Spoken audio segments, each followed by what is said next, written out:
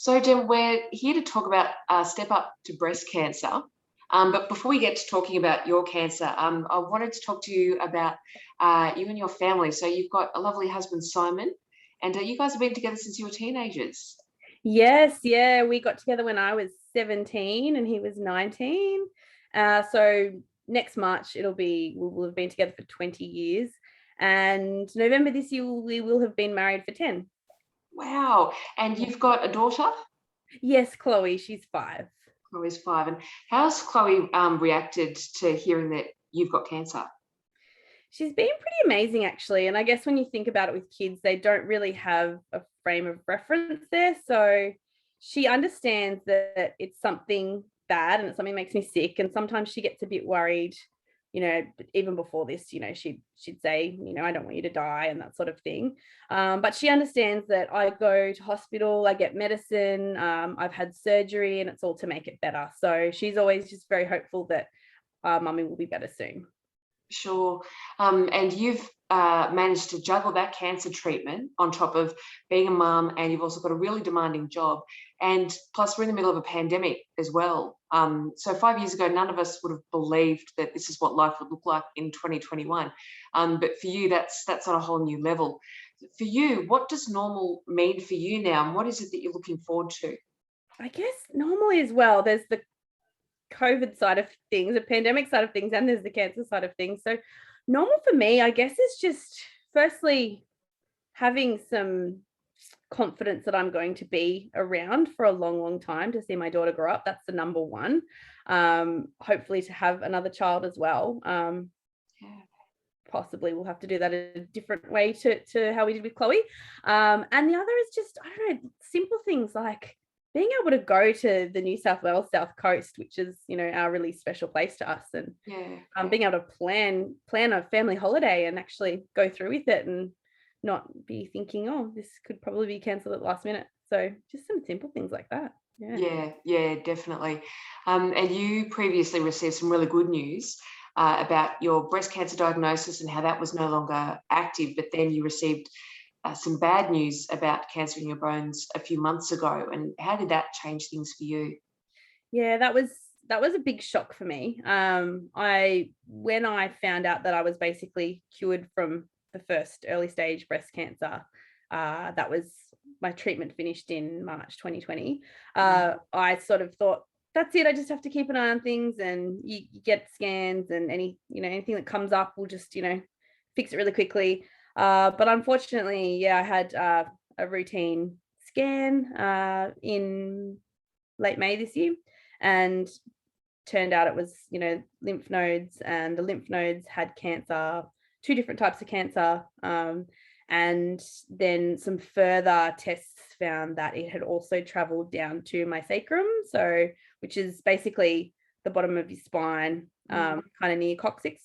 And I was really surprised because I feel really, really healthy. Since lockdown last year, I've run pretty much every day, done boot camp. I do some form of exercise every day. I feel really healthy. I feel really well. I feel like, I do all the right things health Yeah. wise, have the odd drink now and then, but, being pretty good. And so it was quite a shock Mm. to find that out. Yeah. Then that it was it was a lot further along than last time. Yeah. And you recently had a hospital stay, and you had Simon bring your dresses in so that you would avoid, feeling like you're a sick person. And I think that that's a really good example of how hard you're always working to make the best of everything. And it's a real strength of yours too. What else is keeping you so positive and so motivated? I guess I don't know, like I find when I hear bad news like this, I have a moment to feel really awful and terrible and have a big cry and think about the absolute worst case scenario. Mm. And then I don't know if it's my own defense mechanism. It's quite a good one, I guess. But I just start. I've always been like this. I just start thinking that everything's going to be okay and feeling positive, and looking to take it one day at a time. Distract myself with good things. I also I actually had a job interview for a promotion the day after I got this latest diagnosis, and I decided to still go ahead with it. And then I was successful in getting the job, totally transparent with them about everything that's going on. But I'm just so lucky to have such great employers that still want to have me and still want to support me through all of that. So yeah, having that busy job actually really helps me through this as well. Leading teams and motivating people. I just love all of that, and it really distracts me from. I'm not the kind of person to want to sort of sit around and just dwell on things. Everyone has their moments, of course. Like I have my sad moments too. But yeah, I find to distract myself with that, being really active. I've always been social, so spending time with friends when I can, when we're allowed to. We did a Zoom trivia on the weekend, so we're still able to see them that way too.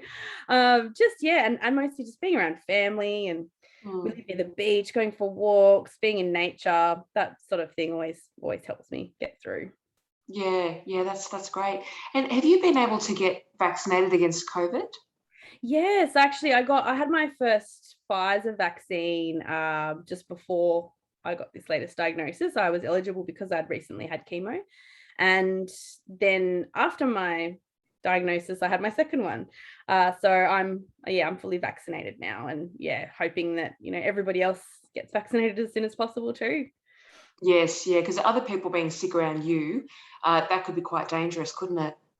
That's right. Yeah, it's always even before this pandemic, it was always a risk. It's always a big risk for anybody going through this sort of treatment to be around anybody that's unwell. The common cold can land me in hospital. So yeah, I've always been, since the original diagnosis, been super, super hygienic, being really, really careful and doing all the sanitizing and everything. But it takes, other people also need to do the same. And yeah, hopefully when everyone's vaccinated, then there'll be a lot less risk on me and others like me. Yeah, definitely. Yeah, so tell me about Gem's Girl Gang and the work that everyone's doing to fundraise. Yeah, so Gem's Girl Gang, I'm lucky enough to have a fantastic group of friends.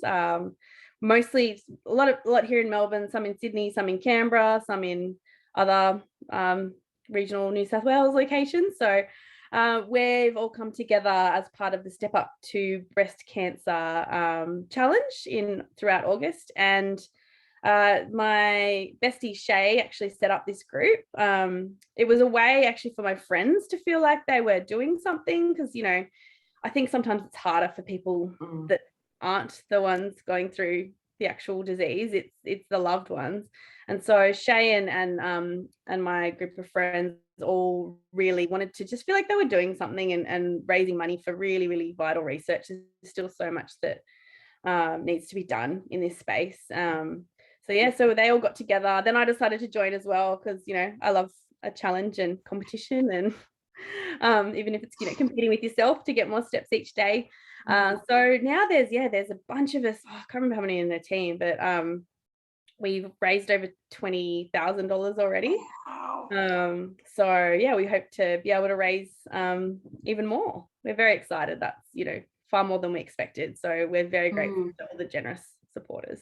That's fantastic, because for the type of cancer that you have now, it's more about shrinking it and keeping it at bay rather than being able to get rid of it entirely. So for you, what sort of an impact could cancer research have in the long term? It would have a massive impact. And even so the treatment that I'm on now, there's a type of cancer I have that's called HER positive, like HER positive. And that cancer is being treated after I finished my chemo. It'll continue to be treated over the next 12 months using Herceptin and some other things, which is basically this targeted therapy that's only really, really, really new, and thanks to these sorts of causes. So if they can do that, and the way my new oncologist talked about it, she said it's so effective, it's works so well that cancer melts away from this. So you couldn't have said that a couple of years ago. So if these sorts of foundations are raising money for more and more research, my ultimate goal is to be able to say that I can be cancer free, because at the moment they say it's incurable, as you said, just keeping it at bay. So if they can say they can cure people after it's gone to the bone, that would be just astounding and be amazing. Yeah, definitely. Yeah. Gem, I just wanted to finish off with one more question. If you could go back to the day that you were first diagnosed, keeping in mind all of the things that have been happening since then, what would you say to yourself about the lessons that you've learned along the way? I guess I just sort of really encourage myself to to be positive and to I guess be there for my friends and my family because it's something that they're going through too. Really stay positive and just, look at what you can control and what I can control and what I can't, and really focus on what I can control, be as, as healthy and positive as possible. Good on you, Jem. Thanks so much. Thank you.